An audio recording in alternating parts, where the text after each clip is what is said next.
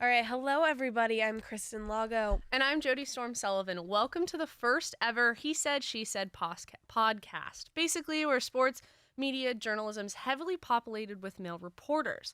That's what he said. And have you ever wondered what she said? I have. Now? Now you don't have to. We're flipping around the gender norms and putting the women on the court. So you can listen to us on Monday morning starting this fall on iTunes, SoundCloud, whatever you listen to podcasts on, all of that. And you can watch us if you feel like it on YouTube. Yeah.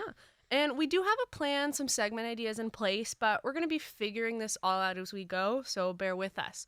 We'll have highlights of sports from the past week, an interview with a guest that we'll pick, we'll invite to the show, and we'll think will be really interesting, and a bunch of other cool segments that we'll filter throughout. And after we're done, you can go get a snack, maybe some lunch, and then you can go about your day. All right, so what's on deck for today's show? Fastpitch is up first. Basically, each of us is going to have a minute to pitch her story to the other. Kristen, you're on the mound first. Oh God, I'm nervous. I was never good at this baseball thing. I'll give you a countdown. Okay, are you ready? Yeah. Ready, set, go. All right, so this is kind of sports related.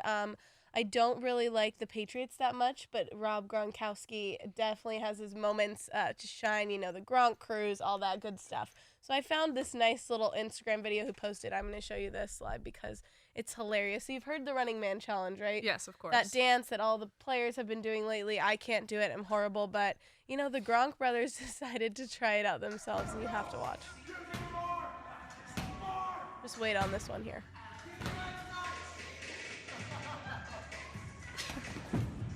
There's Gronk so can many be of them. seen. I had no idea the Gronk brothers were so many. I thought there was just Rob. But apparently, you know, they all run this whole fitness plant together. I don't know where, but they hashtag some great things. You know, hashtag Running Man, hashtag Faceplant, hashtag Bro Power.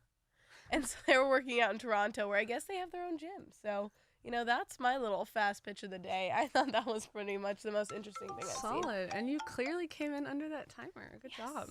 All right. All right, you're up. You're up. Yep. All right. So, you know, Noah Syndergaard, he's one of the best pitchers in the Mets, one of the best pitchers in the MLB. This weekend, a video was circulating of a 5-year-old mini Thor. He's pitching with his dad. They're throwing across the street. It's arguably one of the most adorable things I've seen. The dad's doing the count, and he ends up finishing it 3-3. They celebrate. They're jumping up and down the middle of the street. Absolutely adorable. He has the hair, he has the hat, he has the jersey t-shirt. He's great. I would have to say watch out. His kindergartner classmates, he's going to be striking them all out. He is adorable. I have to say I watched this video earlier too, and it's pretty much the best thing we've seen all day. I'm a fan. So those are the two of our pitches. All right, you've heard our pitches, but now it's time to step off that mound. We got to talk about sports. Of course we do. So what's up on deck first?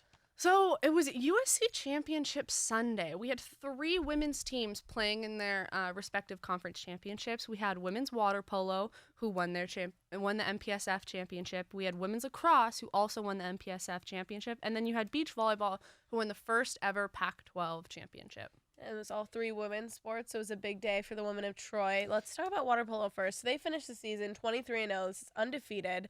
And then they played Stanford, so they ended up beating them 8-5, but it wasn't all USC the whole game, was it? No, they were down 5-4 in the fourth quarter, and they scored 4 goals in the last 3 minutes and 30 seconds and holding the Cardinal to 0, giving them that 8-5 win in the end. Jeez. And this is, so for the water polo coach, this is crazy. I mean, he wins pretty much everything. He's like one of the most winningest coaches for USC, coaches the men's team, coaches the women's team. So we're expecting them to do well in the tournament, correct? Yeah, so NCAA seedings haven't come out yet, but they will come out later tonight. I would think expecting them to get that top spot. They've held the top spot for most of the season. Obviously going 23-0, undefeated season, undefeated in the tournament. If they don't get that top spot, it'll raise a couple question marks, but regardless of their ranking, they're going to do well in the NCAAs. Then we had 2 players who each scored a hat trick in this game, right? Mm-hmm. We had Avery Peterson and Brianna DeBow, who each scored a hat trick in the game. So it's 3 goals for each of them, and then 2 other players coming in for the Trojan win. What's interesting is that water polo wins their championship here, and then again we had another sport, lacrosse, who also played Stanford too, in they had the same score at the end of the game. It was also 8-5 for women's lacrosse, who beat Stanford to go on to their championship win there. Yeah, women's lacrosse, just as impressive. For those of you that don't know, they are only a 4-year program here at USC. Their graduating seniors have been with the program from the start. They've been able to really bring it from the ground up under the reign of head coach Lindsay Monday. But they're the first team to go through the regular season and the tournament undefeated in the MPSF, which is a big deal. Obviously, West Coast, not a big lacrosse sport, not big out here, East but Coast. Yep. to have a team to go undefeated through regular season and tournament, that's a big deal. And this is a special team. They're ranked number 4 right now in the country, and they are awaiting their NC2A bid. But being at number 4, it's going to be happening next Sunday because their tournament is in 2 weeks. But definitely, I see them making a start, going through the NC2As. Yeah, I always thought it was interesting. So when I came to school here, that was the first time I had ever seen lacrosse, because I'm from Southern California, Long Beach, and we don't have lacrosse anywhere. That was virtually unheard of. So it's nice to see them kind of making a name for that sport here on the West Coast. Yeah, definitely. And head coach Lindsay Monday's 50th career win. You had Michaela Michael. She scored a hat trick. Cynthia Delira with 2 goals, really rounding out that offense for the team to get them that 8-5 victory. Tournament play. There we go. All right, and then beach volleyball. So they finished the season 30-2, but they still ended up winning the Pac-12 championship, and they're now taking the number 2 seed, number 1 seed? They're taking the number 2 seed in the NC2As, which is a little surprising. The last couple of weeks, they have held that number 1 spot nationally. Florida State, who is 29-1, that one loss coming from USC, took that number 1 spot in the tournament. It's interesting because our team is still the number 1 ranked overall team, correct? Yeah. So it's interesting how that seed worked out. But they did win. This was the first Pac-12 championship game they ever had, but only 8 teams competed, correct? Yeah. Okay. And then, so again, another 4-year program, so a relatively new sport here at USC, and I guess across the Pac-12 as we're starting to see them build programs across. And the team, they won the 3-0 sweep over Arizona, who was the number 3 seed. So... and you were talking about how the play was suspended after, so it was kind of done after that. Yeah, so they took courts 4 and 5 were the first 2 of the 5 matches to be played. USC took both of those, giving them that 2-0 lead over Arizona, and then top court Kelly Clace and Sarah Hughes absolutely dominant right now. Not surprising at all.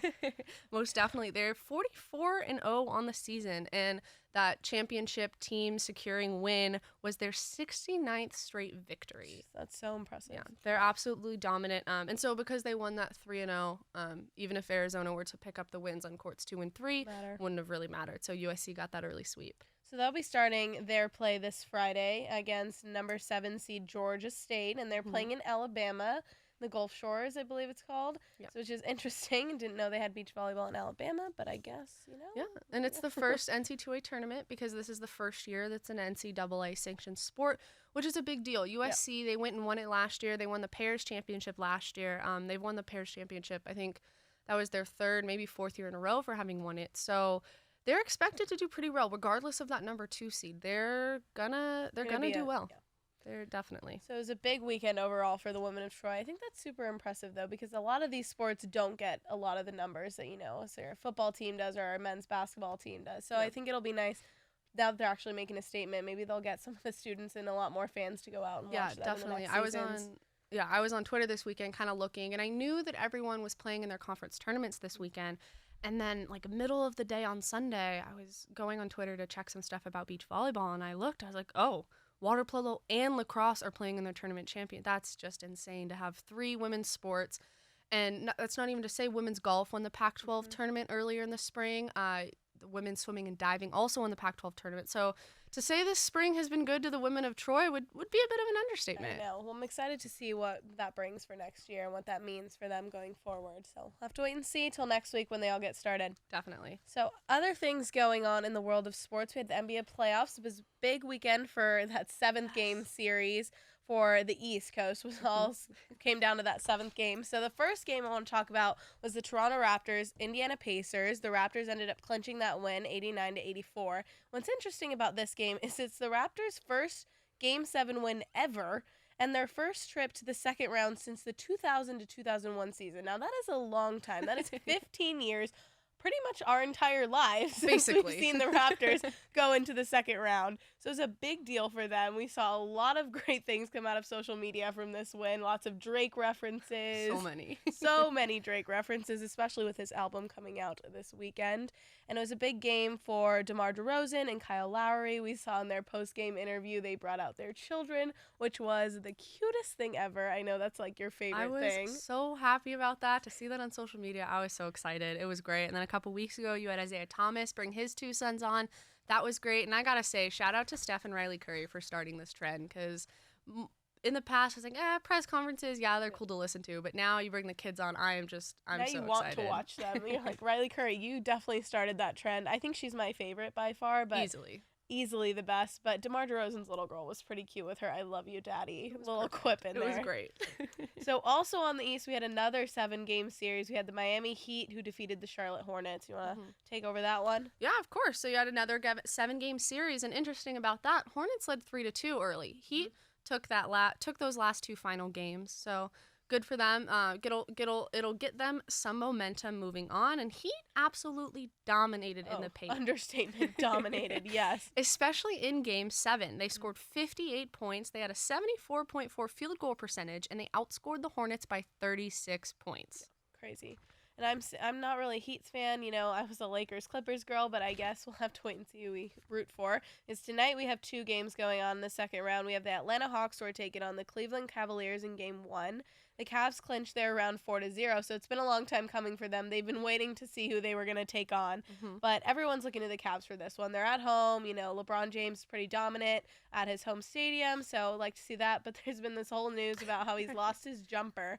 I don't know if you go on SportsCenter, you go on anything, any sort of sports-related site. They're saying he's lost his jumper, his jump shot. I don't know what that means. We'll have to wait and see, but I think it's going to be Cavs for this game. Yeah, definitely. And then staying on the West, you have OKC and San Antonio Spurs in Game 2. Spurs, they had that dominant win in Game 1, winning 124-92.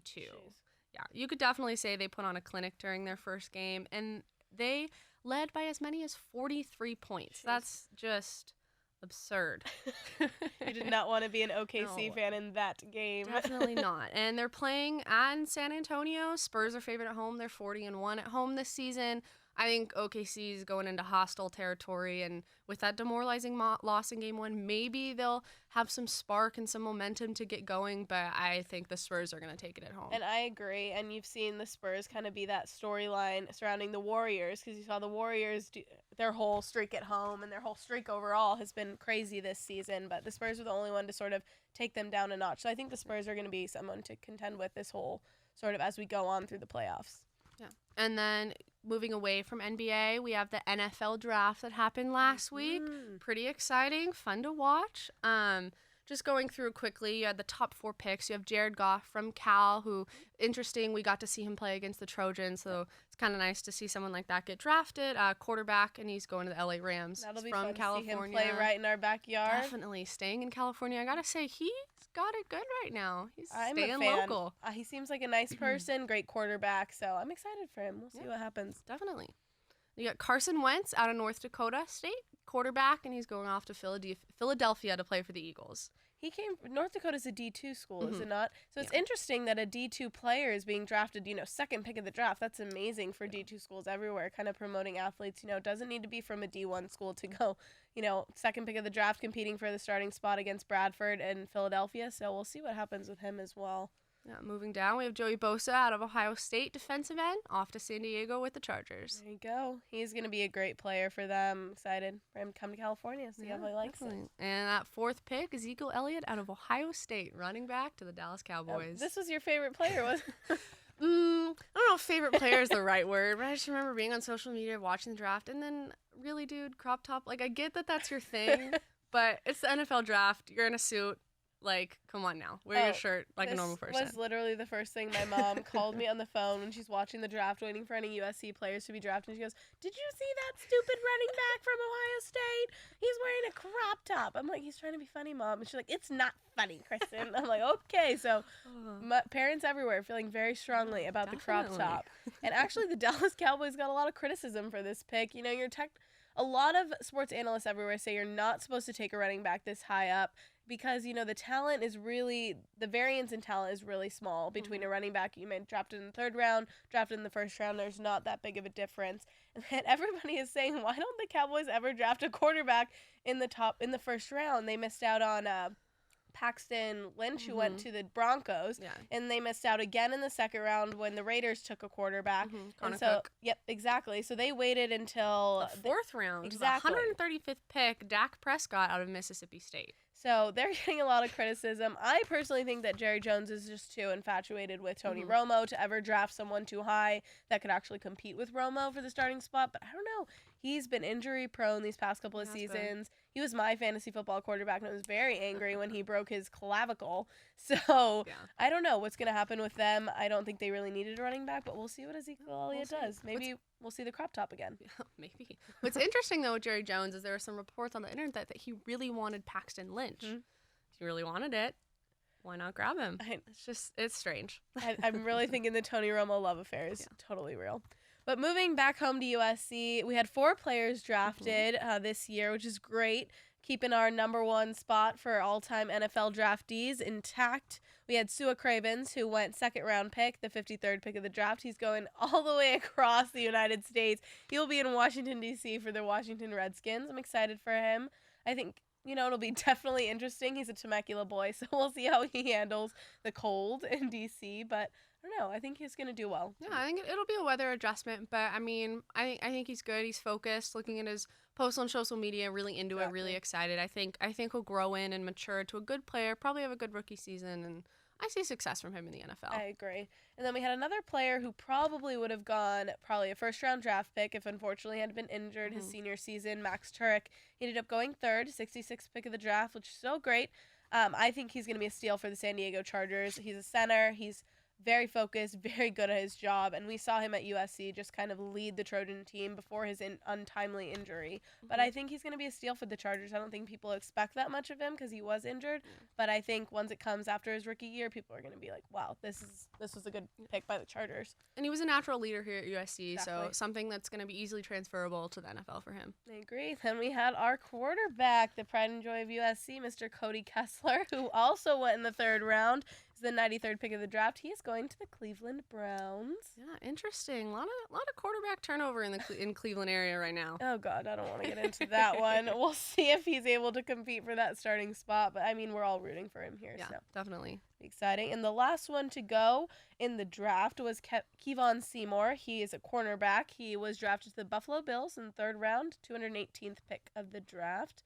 And what's interesting is the Bills now have drafted 12 USC players, and he joins 2 of them on the team now, wide receiver Robert Woods and cornerback Nickel Roby. And a lot of people, when Kevon Seymour was here, compared him to Nickel Roby in his speed. He's a really dynamic player in corner, so we'll see how much he gets playing time this year. I think he's going to be one they have to work on a little bit. But I'm excited for him as well. And I'm really excited for Seymour. A lot of support around him after him getting drafted. A lot of media support. A lot of the people that I've talked to. Very great interview. Really nice person. Just a personable guy. A guy that you want to see succeed in the NFL. And I think he's in the right spot to be doing that. I agree. And then in addition to our actual draftees, we had 7 guys sign as free agents. So we only had 2 guys go undrafted and unsigned. So I'm excited to see where they all kind of fall into place in their teams. They're spread out throughout the U.S., spread out throughout all their teams. So I think it'll be an exciting NFL rookie season for all of them. Decent draft class. It should be good. And I think only get better for USC. I think our recruits have only gotten better, which is going to translate to even better NFL draft classes in the future. And it's really exciting because we didn't lose too much this year, but I'm a little worried for next year. I'm already looking for the NFL draft in 2017. I'm thinking, wow, we are going to lose a lot of talent. Yeah. So maybe a couple of them will stick around, but I mean, it's success to them. If they want to go early to NFL, they're only going to have success there. Exactly. So that's pretty much wrapping up our sports today. Are you getting a little, feeling a little creaky inside? I think I want a little bit of a stretch. I feel like, I don't know, I just need to get up, walk around. Do you hear that? I think I do. Does it sound like it's time for the 7th inning stretch? I think that's exactly what it sounds like. All right, guys. All right. So 7th inning stretch, you know what that means? Get up and take a stretch. But we're going to get up and take a stretch outside of sports for now. So the biggest thing I think people were talking about this weekend was the White House Correspondents' Dinner. President Obama gave his final speech there, and safe to say that he just went all out for Definitely. this speech. If you haven't watched it yet, you got to go online and watch the full thing. But we picked out a few of our favorite sort of sound bites. I think my favorite overall, just because I have a love-hate relationship with the Kardashian-Jenner family. I think they really don't do anything. But, you know, I tried Kylie Jenner's lip gloss the other day. It was pretty good. So I have Okay, to that's commend good to her as, know. you know, a cosmetic artist. But overall, they're not my favorite people. But I just think it's hilarious that Kendall Jenner was invited to the White House dinner. No, it's a correspondence dinner. She's not a What are you correspondent. doing? I don't think so. So Obama decided to address this in his speech. And I laugh every time. You got to watch this. Kendall Jenner is also here. And we had a chance to meet her backstage. She seems like a very nice young woman. I'm not exactly sure what she does. So, yeah, Kendall, I don't know what you're doing there, but I guess Obama got a good joke out of it. So, all's well in the world of White House Correspondents' And Dinner. I'm sure his Twitter mentions did go off the hook, but I mean, they already were, so. Oh, this whole speech was Yes. full of Twitter moments. And the last one we have to kind of address is his ending to this speech after covering pretty much everyone in the political world, Bernie Sanders, Hillary Clinton, Ted Cruz, and then, of course Donald Trump. He roasted Donald the entire night, and we would spend an entire show going through all of those. But the ending was just, you know, the cap to Obama's White House dinner legacy. Here you go. And with that, I just have two more words to say. Obama out.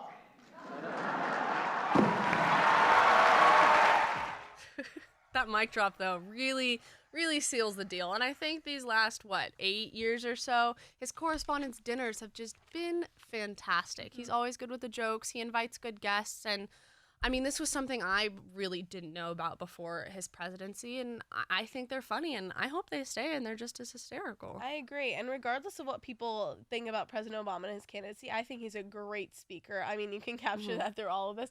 I was talking to my friend about this speech, and I'm like, dang, I wish I was his speechwriter and I worked with him and could have this many jokes in one speech. So I don't know. I thought it was a great way to kind of cap off his career before he passes it along to, you know, Lord knows who. But we'll see. And I think it was a great way to cap off his sort of speech legacy. Yeah, and I think that's a good way to stretch it out away from sports. And gotta get out of the seat for a minute. To kind of wrap up our preview episodes, you know, we really hope you enjoyed this, and don't forget us over the summer. You can catch us again in the fall on iTunes, SoundCloud, and you can watch us on YouTube. So thanks for listening. I'm Jodee Storm Sullivan. And I'm Kristen Lago from the USC Annenberg Media Center. This has been He Said, She Said.